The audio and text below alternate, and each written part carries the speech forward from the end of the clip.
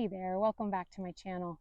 I was going to be doing some planting this morning, and then I ended up doing a garden tour. And during that garden tour, I was thinking of all the weeding that I needed to do. And so as much as I wanted to do after the garden tour, I wanted to plant. I realized that I really had some maintenance that I needed to do before I started planting in pretty things. I don't know if you guys ever run into that, but it's hard for me to plant in beds that look like they need a lot of maintenance. I kind of can't get past that before I start planting. So I'm down here in the lower drain line beds enjoying some shade right now. I did just do a bit of weeding, and I kind of told myself, fill this bucket with weeds and then you can plant. But the bed I was going to plant in still actually has a lot of weeds, a lot of maintenance, a lot of cleaning up on the edges that I really need to do. So I think before I get into planting some of the perennials that I picked up for this lower no dig bed, I'm going to actually do some edging and some weeding on the backside. Let me show you the area, and then we'll go ahead and just work on getting that going, and then I think I'll be able to get some stuff in the ground. So this is the area that I'm talking about that I would really like to address and get this area just edged up, pull the weeds back. Like right up here, that's not where grass is supposed to be. The edge was supposed to be more like right here. And so I want to come along and edge this and pull out all of these weeds and get this space just kind of a little bit more defined so that I can start, feeling good about planting stuff on the back side of this garden. So I am going to do that, but before we get started on that, let me show you just some of the plants that I'm thinking that I'm going to try to be getting into the ground today after we get the weeding done. Okay, so here's my collection of plants that I've gotten recently and on a couple nursery hopping trips. So I have these pincushion flowers, violet, scabiosa, that I want to be putting in. There's 3 of those there. Some fireworks goldenrod. I also have 3 of those. 3 of these Veronica. It's just a white Veronica that I'd like to get in down there. I think I'll also be putting these 3 foxglove down in that area, and possibly this aronia.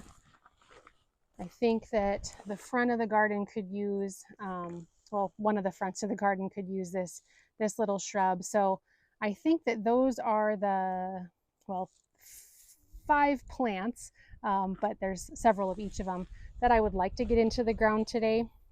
We'll see if I'm able to do that, or I guess if I get them into the ground in this video. The rest of the video might actually happen tomorrow, just depending on how quickly I can get that weeding done. So I'm going to go get started on that. I'm just going to get my edging tool, probably a kneeling pad, and a big bag to hold all my weeds in.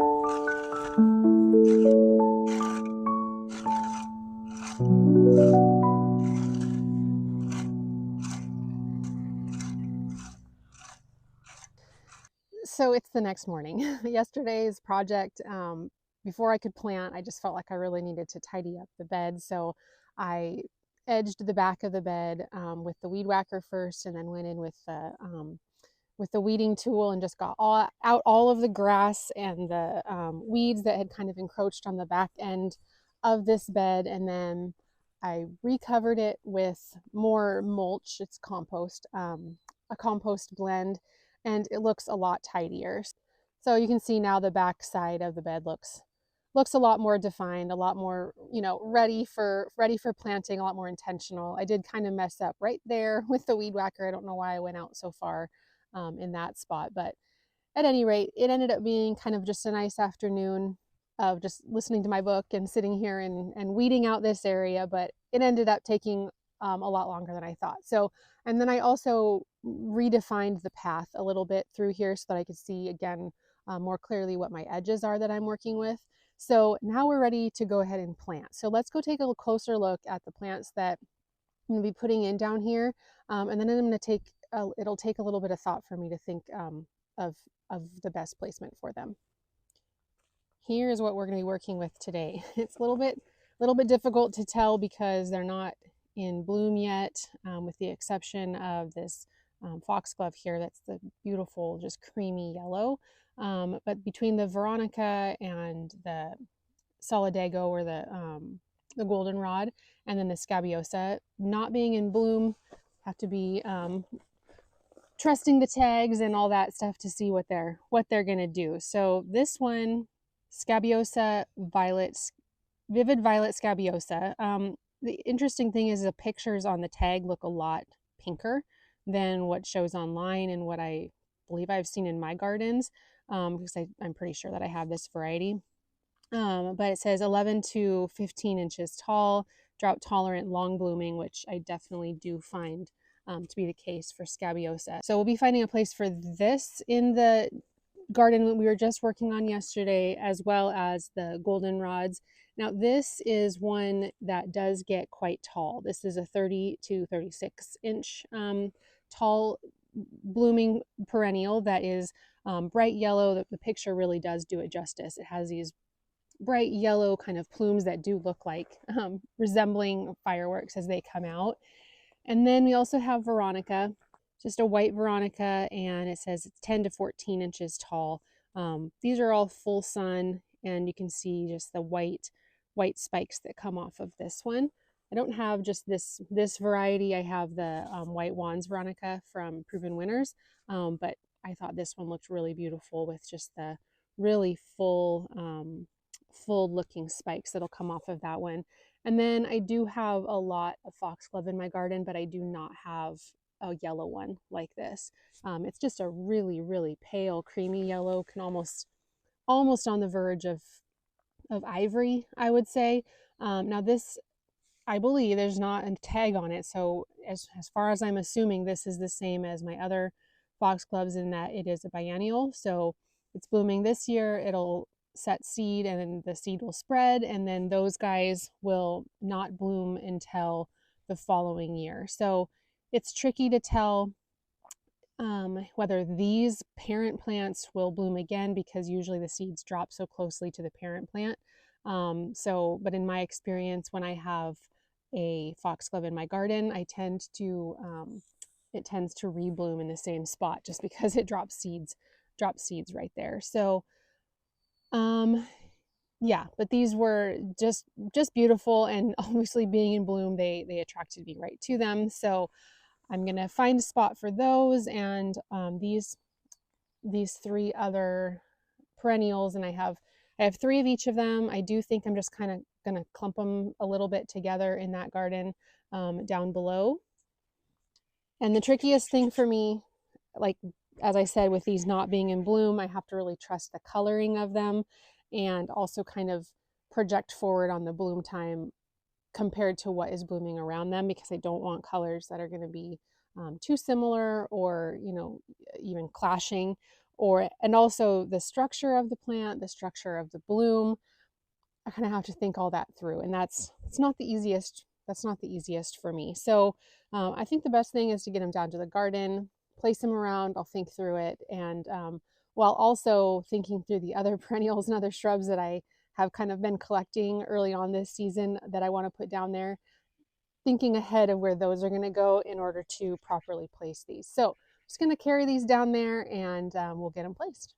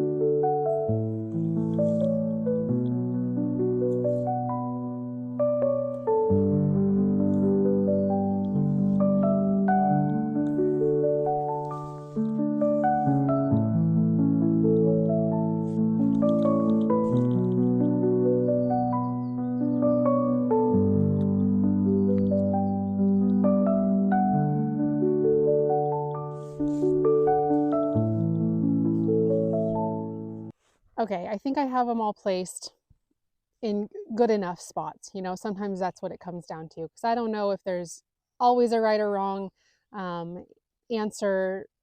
Obviously, I'm trying to plant things that are a little bit lower to the ground, you know, closer up to the pathways, closer up to the front of the beds, and then things that are taller towards the back.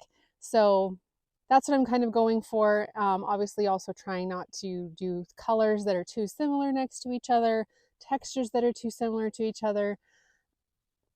Anyway, this is what I came up with. Let me show you where I placed them, and then I got to quickly get them in the ground. Okay, so right here is basically one of the entrances to the bed, and I just put two of the Veronica right here on this side next to some echinacea, and the echinacea is kind of a pinky white. I think it's the French tip variety. And then there's one over on the other side. I did have it totally on the other side of this bed, but I thought with the trio, you know, having the two here and then the one balanced on the other side, I thought that would look nice.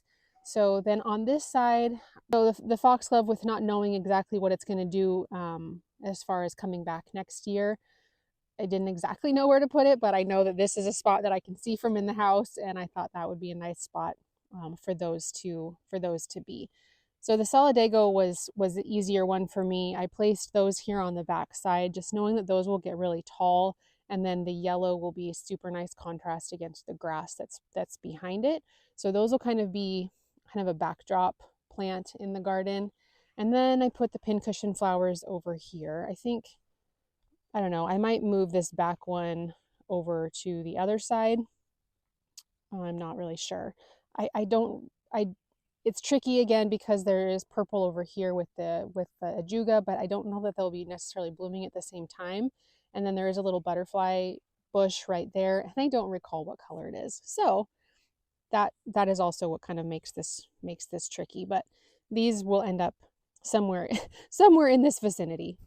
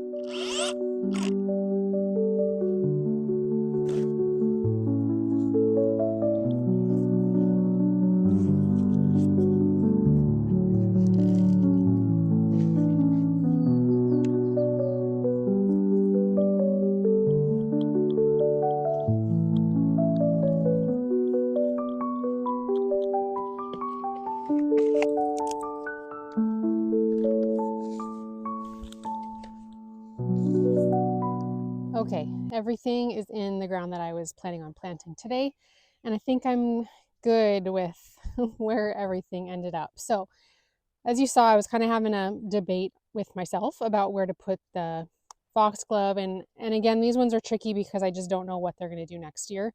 If they're just going to set seed where they're at, they very well may set seed all around them. So we'll see. So right now, I just kind of had to pick a spot where I liked them for this year. And I think that they're a sweet spot right here. They'll be surrounded by some pink perfusion salvia right here, and then a weigela. And obviously the weigela will get larger and, kind of get close to these. But again, I don't know what these foxglove will do next year. So I think it's fine. And then there's a little bit of a juga underneath them, and I think that color is really pretty together. So over here on this side is where I put the pincushion flowers. They're pretty close to the path, but I like that. I like that look. This is a really informal path. It doesn't really need to have much going through it other than, foot traffic. So there's just the three of them lined up right there. And one thing I really do like about pincushion flower is how sweet the new growth is. They almost look like a little shrub, and then they start blooming and they're beautiful, and they just kind of remain that way all season long. So I really appreciate plants that come on with beautiful new growth like that. You also saw I moved up this candy tuft. Once I brushed back the path kind of into where it's supposed to be, I saw that I had some room that I could move this up. And because this is a really low growing ground cover, I wanted to pull that up so that I could have something a little bit taller behind it. And also, I can't probably plant too much since the vitex is right there, but it'll give me a space to plant something possibly just right behind it. So then right here in the back are where the solidago ended up. I'm sorry if it's hard to see with the sun coming up now, but there's three of them back there, and like I said, those are just kind of a backdrop plant with nice and tall wispy yellow flowers that'll come on later in the season. It's supposed to be more like a fall blooming, but I think that they'll probably start blooming more so in the summer. So, and then like I already showed, here's where one of the Veronica ended up, and then the other two are over here on this side. So I do still have quite a few things that I want to get planted into this bed, and possibly around in other beds too. And I need to get those in the ground because I do have another garden center / nursery hopping trip planned for next week already with some friends. Probably don't need too many more plants, but it's always fun to go shop and look. So there will be many more planting videos coming up, but I am glad to have these ones in the ground. You can see that, like, especially the solidago and also the scabiosa, those were quite root bound. And so I really had to rough up the roots on those because when they're too root bound, they just can't, they just kind of choke themselves out and can't really take in water very well. So got those in the ground, and I think they'll be a lot happier and than how they were in their cans. So anyways, a lot of project wrapped up in this video as far as the fixing the edge, fixing the path, doing some weeding, and also doing some planting. So spring is full on underway. Garden season is full on underway, and I hope you are enjoying it in your garden, and maybe this motivates you to get out and do some maintenance and also some planting in your garden. So thanks for joining me. We'll see you in the next one. Bye.